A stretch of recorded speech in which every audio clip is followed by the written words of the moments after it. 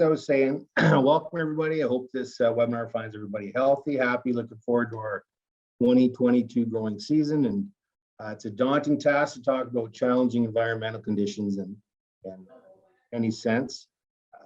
As you can see, you always need to be an optimist in any industry you're in. And if you're going to play soccer in this park, you need to be an optimist. Realistically, I'm using a holistical approach to address this complex topic, and I refer to it the four shins: motion, evaluation, consideration, and communication. So emotion, well, realistically, adapting to change is not easy for anyone. And when you're in challenging environmental times, change is just something we deal with every day with Mother Nature. Just as some of the previous speakers have touched on, equipment is huge. You know, currently on your farm, it's always nice to traditionally do what you've always done, but sometimes you got to look at some change with potential new farm equipment or custom service options for placement of nutrition and that style of thing. And that can translate into traditional versus new nutrition sources, which could look like nitrification inhibitors or controlled release products or urease inhibitors and that. Purchasing nutrition inputs. Well, there is an emotion that in today's day and age is tough, because we all understand the appreciation of what nutrition looks like today with synthetic fertilizers. So having a real reflective approach on what's going to be best for the production on my farm, in turn, that should be better for the environment. And just needs to be reflected upon. Next slide, evaluation. When it comes to evaluation, analyzing past canola performance concerning the nutrition management on your farm is huge. And with that, definitely the equipment side is something that need to reflect on. Obviously, the last few years we've been dealing with drought conditions within Western Canada, but some years that could be excessive moisture, and this all reflects on the environmental challenges of either way that would look. Baselining your 2022 canola nutrition performance for future reference, I think, is huge. And a lot of that is understanding newer canola genetics. I believe our seed manufacturers have come to the market with genetics that's exponentially been getting better year in, year out. And we need to baseline what's working for us today with nutrition to understand where we can get to better performance in the future. Next slide, please, Cass. Consideration. Now, I won't delve a lot into the 4R nutrient management consideration side of things as far as the technical portion of it, but it is huge. Reflecting on your right source, the right rate, the right time, and the right places is going to take you to the next level with your production. And anytime you can breed efficiencies through nutrition management that way, environmental stewardship will follow suit. Touching a little bit on the right source, I would suggest it's not always just synthetic fertilizers, the granulars and liquids and NH3 products, manure, compost, or looking at, say, enhanced efficiency fertilizers with nitrification, urease inhibitors, controlled release, biologicals.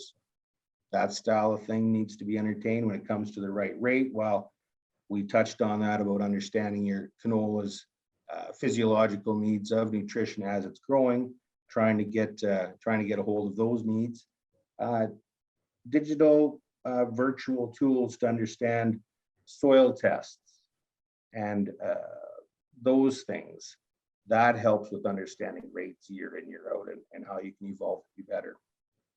Right time, well, spring versus fall, in-season applications, and the right place, well, taking into consideration your soil texture through some of the soil testing that you've done to understand your nutrient bank, using that to understand how placement could be done in a better fashion.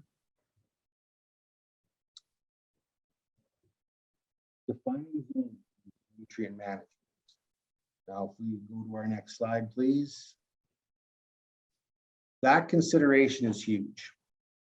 Now, I think to preface this slide, I think the practice of precision nutrition management delivers value most of the time. But now when you run into environmental challenges, it seems to get magnified and amplified in environmentally challenging times or economically challenged times.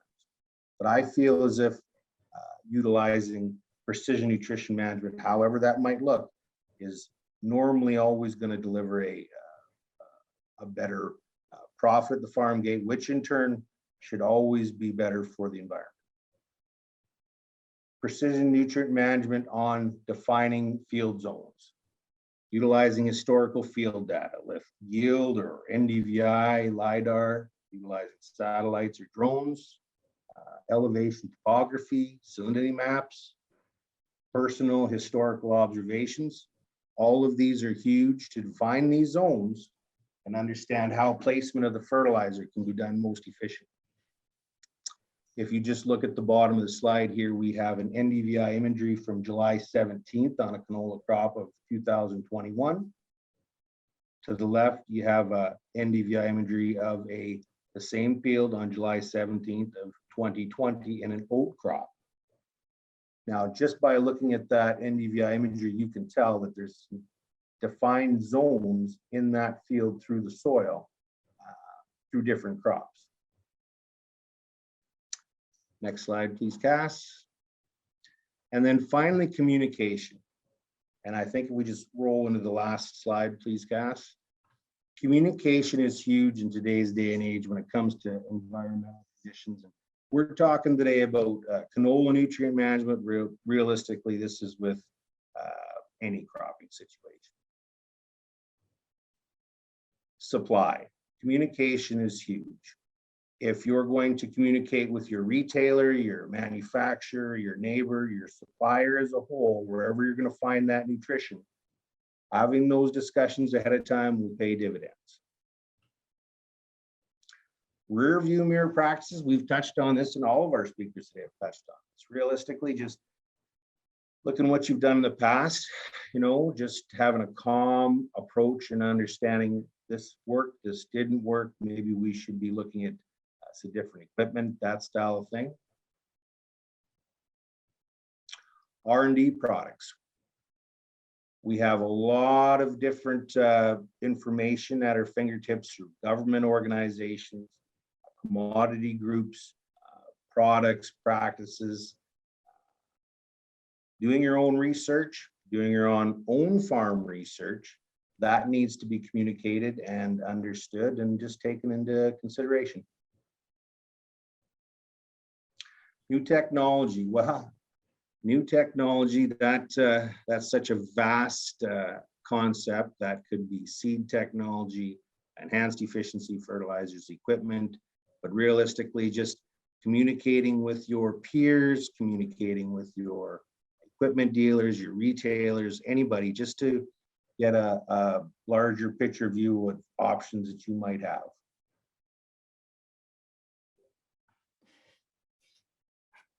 And finally, the economics, cash flow, financing, as we discussed, communicating that ahead of time so you're prepared for nutrition management moving into 22 would be very important, and to put yourself and your operation in a peace of mind.